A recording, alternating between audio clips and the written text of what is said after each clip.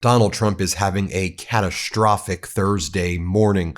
First, Donald Trump is dealing with the MAGA Republicans rebelling against him, essentially cursing him out.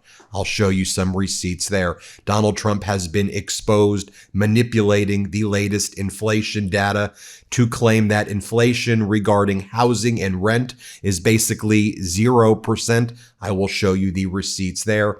And the New York Times has just done an expose showing Donald Trump's deep friendship with Jeffrey Epstein in the 1990s. And this was a sickening expose, but one the American people need to hear before the Epstein files are supposed to be released tomorrow. And we sure know that Donald Trump is going to try and hide it. Just a reminder, hit subscribe. The MeidasTouch YouTube channel is on its way to 6 million subscribers.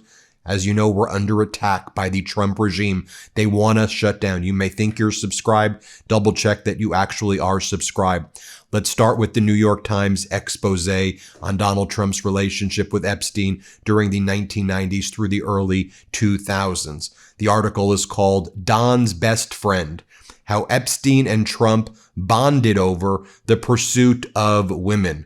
The president tried to minimize their friendship, but documents and interviews reveal an intense and complicated relationship. Another way to describe that is deeply, deeply creepy. Chasing women was a game of ego and dominance. Female bodies were their currency. The two men forged a bond intense enough to leave others who knew them with the impression that they were each other's closest friends. And folks, it gets sickening. So an assistant who worked late for Epstein recalled that sometimes when the office emptied out, Epstein would check to see that she was at her desk, and he would put Trump on speakerphone.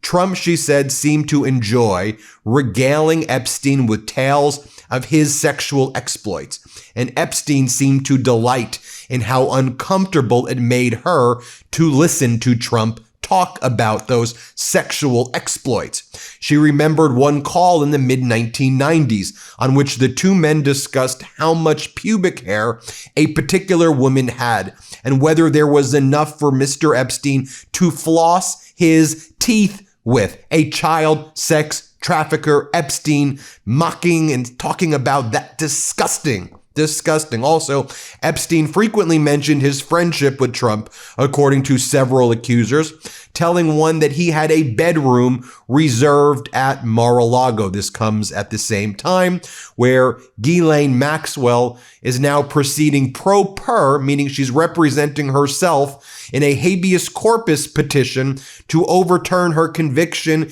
in New York by claiming new evidence has just come to light about the FBI's conduct that should lead to her release. You know what she's going to argue?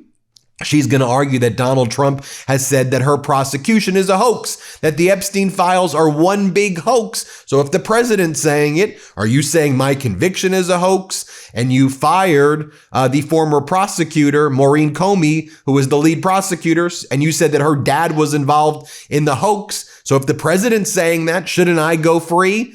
As I told you, she would use those arguments. Also, oversight Democrats from the House Oversight Committee released additional photos from the Epstein estate to the public. Some horrific stuff here as well. You have, Epstein talking about the age of girls, the weight. It's disgusting stuff. We'll also be covering, of course, when the Epstein files get released tomorrow. Now, as I mentioned as well, the receipts about these MAGA Republicans who are pissed off that Donald Trump and MAGA Mike Johnson have refused to allow even a vote on the Affordable Care Act subsidy extension before the holidays. You'll recall a discharge petition has now been effectuated. It's been signed by the requisite 218 members.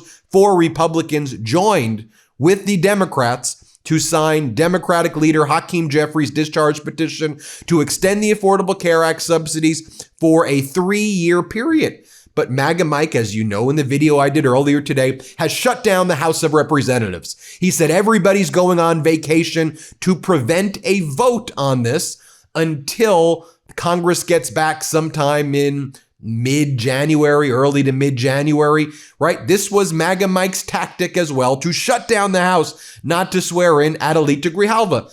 And it is noteworthy that right as these Epstein files are supposed to be released, MAGA Mike orders everybody to go home. I think that's a little bit suspicious. Take a look as you have Mike Lawler and Kylie, these MAGA Republicans out there, pissed that this Affordable Care Act extension vote is not happening because they know that it's going to lead to a blue wave. They're worried about themselves, okay? They know it's going to cause a blue tsunami. What they should be worried about, what I'm worried about, is the American people right now who are going to lose their health care, 24 million Americans who can't afford plans under the Affordable Care Act. This is a crisis. This is a crisis. Here, play this clip. So where does that leave you? I am pissed for the American people. This is absolute bullshit, and it's absurd that we are in a body with 435 members. Everybody has a responsibility to serve their district, to serve their constituents. What do you say, though, to the speaker who's not going to give you a vote on this ACA extension?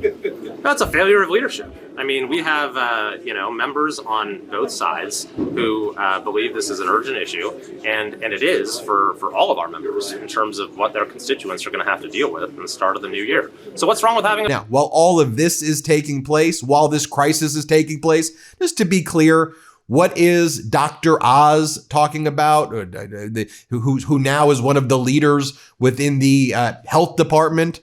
Here's what he talked about, and it was in connection with, I guess, gender-affirming care as the Trump regime, wants to attack immigrants and the transgender community. This is what Oz was talking about today. Play this clip. Vaginoplasty, a procedure a child does not need, costs $60,000. Shockingly, a phalloplasty, the creation of a penis, costs on average in America, according to this data, high quality, $150,000 per child. I do believe, with doing some work, that these prices have continued to increase with increasing manufactured demand. And I must point out that the creation of a vagina, in that case of a phalloplasty, or a scrotoplasty where you add testicles, that's extra. Hey, small business owners, let's talk about how Found can help you wrangle your finances once and for all. When was the last time you felt like you had your business finances totally under control? Every expense categorized, every receipt tracked, every invoice sent? Oh, and you were prepared for tax season? If the answer is never, you're not alone. And that's what Found is for. Found eliminates the clutter by giving you one platform that handles it all. Banking, bookkeeping, invoices, and taxes. No more paying for multiple subscriptions and dealing with clunky, outdated apps. Found is reimagining what business banking should be by putting your bookkeeping, invoicing, and tax tools directly into your business checking account. Found makes it easy to regain control of your business finances so you can get back to doing what you love. I use this and you should too. Take back control of your business today. Open a Found account for free at found.com. That's FOUND.com. Found is a financial technology company, not a bank. Banking services are provided by Lead Bank, member FDIC. Join the hundreds of thousands who've already streamlined their finances with Found. Now, as I mentioned earlier, one of the things that Donald Trump was exposed doing today is manipulating the inflation data, because all of a sudden it's like, wow, so inflation just dropped pretty dramatically all of a sudden. What, especially in housing and rent? So wait a minute, in October and November, all of a sudden housing, rental prices just dropped completely? Like how did that happen? Oh, wait a minute. The Bureau of Labor Statistics just assumed rent and OER was 0 for October. 0. So they acted like there was no inflation. They just put the number 0. It wasn't 0. But because the government was shut down, that's what they did. They just reported 0. Also, one of the things they did to show a massive drop in inflation is they only used the data basically from Black Friday sales to show, look, all these goods and products and clothing, Look at all the massive drop that just took place. So they didn't use anything but the Black Friday sales, or they primarily used the Black Friday sales because they said, well, the government was shut down, all this, so we're just going to use Black Friday basically as our only metric. I mean, this stuff is getting exposed over and over again. You know what else has been exposed? The shell game that Donald Trump played. As this one account says, every single thing Trump said last night in his speech was a lie, including the money that he said he was giving to the U.S. troops. Right? So Donald Trump said that he was giving $1,776 as a warrior dividend to our troops. Remember he said that? Well, as Thomas Novely writes, Trump's $1,776 checks for 1.45 million troops announced Wednesday night come from congressionally allocated reconciliation funds intended to subsidize housing allowances for service members. A senior official confirmed to Defense One. Great work here by Defense One. Just think about that. Trump is taking housing allowance, right? And this all ties together, right? He's manipulating the housing data. We have a housing crisis. But when it comes to our troops, he's taking their housing allowance away. And he's saying, I'm giving you a $1,776 check as a gimmick. As our editor-in-chief, Ron Filipkowski, writes, so Trump is taking money out of their housing allowance approved by Congress and giving it to them in a bonus, so it looks like it came from him. It's just a shell game with the military pay from the ultimate con man. And that's the thing. You know, these housing allowances, it's a big deal, and Congress has continued to try to press the Defense Department that they need to use it for what it's actually allocated for, subsidizing housing allowances. But the Trump regime, you saw what Donald Trump does, a gimmick. Now, with all of this going on, with the shell game taking place, you can never lose sight of Donald Trump enriching himself, right? This is ultimately about also enriching Donald Trump. So what went down this morning? So Trump Media, which in my opinion is a failing media company, that's the parent company to Truth Social. We've reported how every quarter they lose tens of millions of dollars. The stock was absolutely tanking. Remember all the reports I was doing, how it basically completely tanked. All these people lost their money.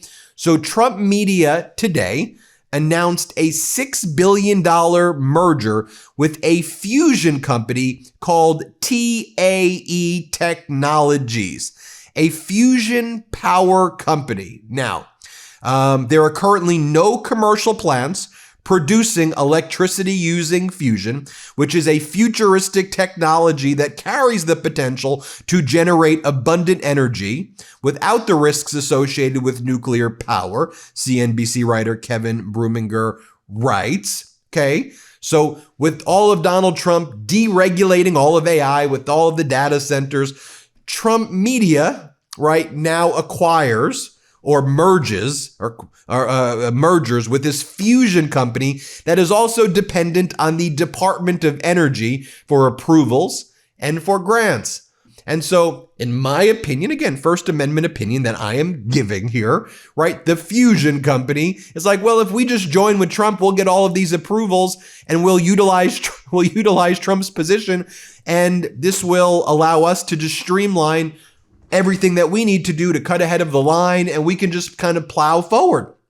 So Trump Media now is a parent company for this. And of course, in my opinion, this is because Donald Trump is using his access to the Department of Energy to enrich himself. So the stock now goes up 33% on this announcement. I don't know how anybody can be okay with this. This is patently unacceptable in my opinion. Finally, let me just share with you that Trump's national economic advisor, Kevin Hassett, was on MSNBC, and he was asked, why does Trump exaggerate all his numbers? Why is he lying about all the numbers? I want you to watch Hassett's response. Play this clip. Struck, we talked earlier in the show, Steve Ratner was here, helped us with a fact check. You know, the president does have some good news to talk about the economy, gas prices, for instance, but why the need to constantly sort of exaggerate? Gas prices are $3, they're not $2.50. You know, the idea of suggesting that I think a lot of the impact of inflation, yes, some progress made, but not as much as he says. Why not just present American people and say, hey, look, these are the facts. I can understand how you feel. Why the need to exaggerate? I'd have to go back and look at the specific language, but and I hate coming back with questions for you guys, but the president, in order to make sure that everybody understood the facts and the facts were documented, spent a lot of time with us, with our team, preparing slides that showed the data for what he was talking about in the speech. And in some networks, while he was speaking, they showed the slides, and in some networks they didn't. And I just thought that was kind of unusual. I was expecting, when I was flipping around, to just see the slides everywhere. Gosh, we spent so much more time on them. But I think that the president had documentation for the facts that he was saying. They were in the slides. And so if there's a specific number you'd like to talk about, maybe he misspoke or something, I'm happy to talk about it. But I wonder. There you have it, folks. Let me know what you think. Hit subscribe. Let's get to 6 million. Thanks for watching. Want to stay plugged in? Become a subscriber to our Substack at MeidasPlus.com. You'll get daily recaps from Ron Filipkowski, ad-free episodes of our podcast, and more exclusive content only available at MeidasPlus.com.